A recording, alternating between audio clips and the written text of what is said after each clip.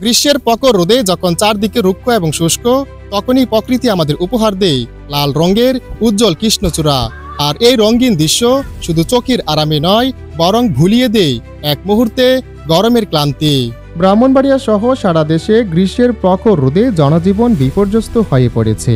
টানা কয়েকদিনে তাপদাহী রাস্তাঘাটে মানুষের চলাফেরা কমে গেছে।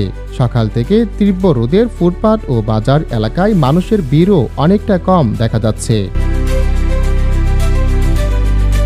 আবহাওয়া অধিদপ্তর জানিয়েছে, এই সপ্তাহে দেশের বিভিন্ন অঞ্চলে তাপমাত্রা 48 থেকে 40 ডিগ্রি সেলসিয়াস পর্যন্ত উঠতে পারে। সবচেয়ে বেশি ভোগান্তিতে পড়ছেন দিনমজুর, রিকশা চালক ও খোলা আকাশের নিচে কাজ করা মানুষেরা।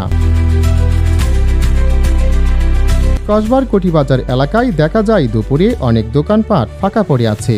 দিনমজুর শহীদ মিয়া বলেছেন, রোদের কাজ করে যাচ্ছে না, মাথা ঘুরায়, তবু না করলে সংসার চলবে না।